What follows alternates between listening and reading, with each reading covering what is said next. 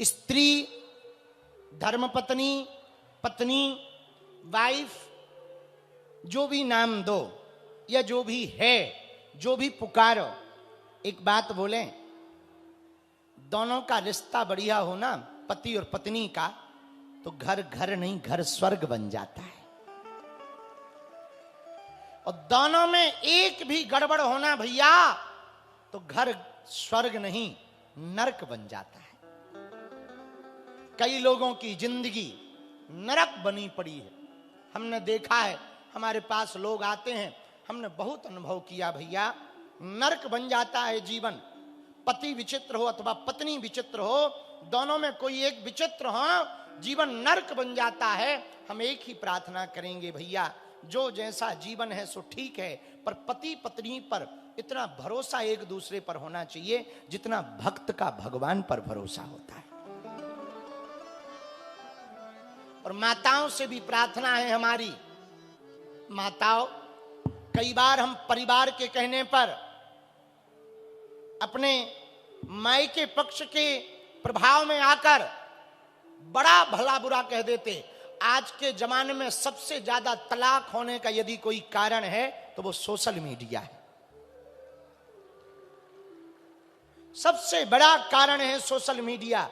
इस social media के जमाने में भगवान बचाएं, हंसती खेलती जिंदगी दो लोगों की बर्बाद हो जाती है। हम एक प्रार्थना करना चाहेंगे, स्वधर्मे निधनम श्रेया पर धर्मो भयावहा। जिसकी प्यास जहां बुझे उसके लिए वही समुद्र होता है। हम प्रार्थना करेंगे सभी पुरुषों से और सभी माताओं से, भूल करके भी कभी किसी को धोखा मत देना।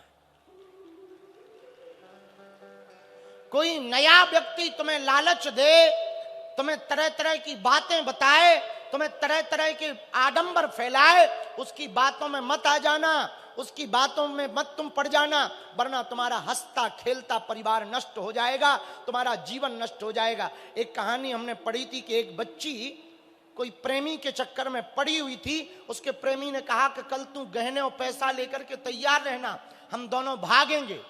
और पिता उस बच्ची पर बड़ा भरोसा करता था, तो चाबी भी बच्ची के पास थी।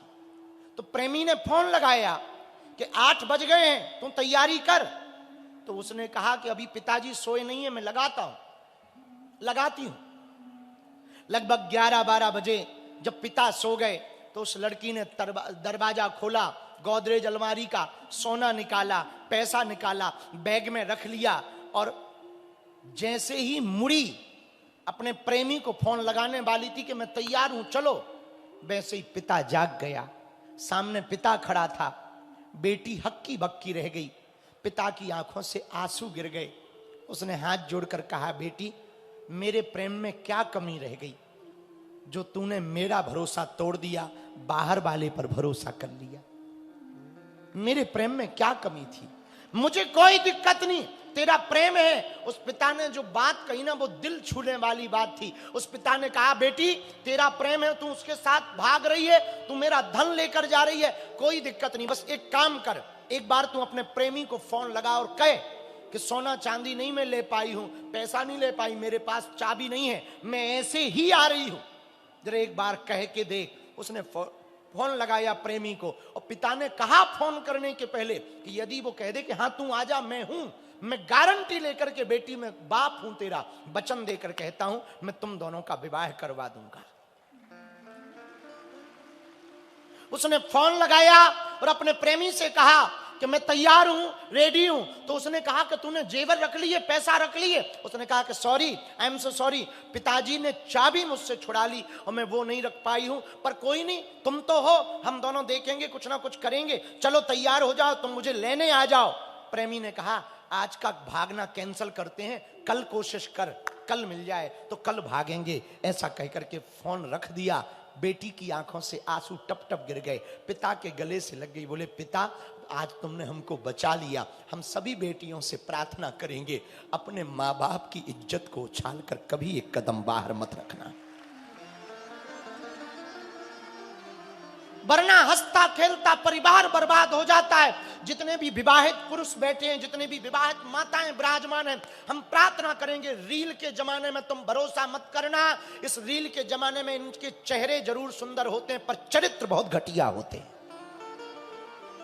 दूसरी बात याद रखना, जो जिसके बहुत मित्र होते हैं ना, वो किसी का मित्र नहीं होता है। जिसके बहुत मित्र होते हैं ना, वो किसी का मित्र नहीं होता है। इसलिए जितने भी यहां पर विवाहित लोग बैठे हैं, हम प्रार्थना करेंगे, आप विवाहितों से भी प्रार्थना करेंगे, हंसती खेलती जिंदगी को यदि तुम बर्बाद नहीं करना चाहते, एक सूत्र हमारा मान लेना, कभी दो के अलावा तीसरे पर भरोसा मत करना। और तीसरे पर यदि भरोसा करने का मन में भाव जगे तो केवल मेरे परमात्मा पर भरोसा करना। परमात्मा के अलावा दुनिया में कोई भरोसे के लायक नहीं है। यहां कोई तन का भूखा है, कोई धन का भूखा है, कोई शोहरत का भूखा है, कोई इज्जत का भूखा है। यहां कोई किसी से लेना प्रेम नहीं है। और सभी बेटियों से कल हमने कहा था, हम आज फिर कहेंगे, माना कि मोहब्बत बुरी नहीं है, पर मां बाप से ज्यादा जरूरी नहीं है।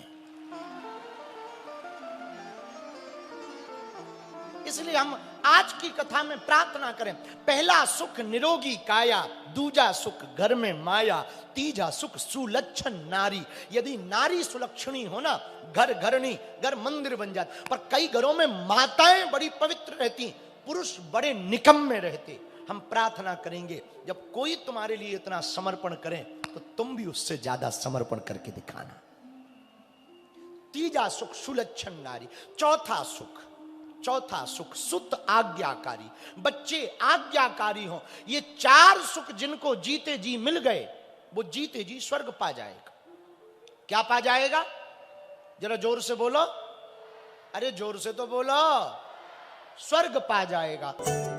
बालाजी महाराज के कृपा पात्र बागेश्वर धाम पीठाधीश्वर परम पूज्य धीरेन्द्र कृष्ण शास्त्री जी महाराज का पावन संकल्प, मध्य प्रदेश में छतरपुर के ग्राम गढ़ा में बनेगा विश्व स्तरीय कैंसर अस्पताल एवं रिसर्च सेंटर, जिसकी आधारशिला देश के यशस्वी प्रधानमंत्री नरेंद्र मोदी जी के कर कमलों से रखी जा चुकी है। 200 करोड़ रुपए की लागत वाले 100 बेड के इस अस्पताल में गरीबों का होगा मुफ्त इलाज। ये बहुत बड़ा अवसर है, बहुत बड़ा काम है। संकल्प बड़ा हो, संतों के आशीर्वाद हो, प्रभु की कृपा हो, तो समय सीमा में सब पूर्ण होता है। हमारे प्रियजनों, बागेश्वर धाम पूरे भारत के लोगों, अभी तक अस्पतालों में मंदिर थे, अब मंदिर में अस्पताल होगा। कैंसर हॉस्पिटल निर्माण हेतु सहयोग देकर पुण्य के भागी बने।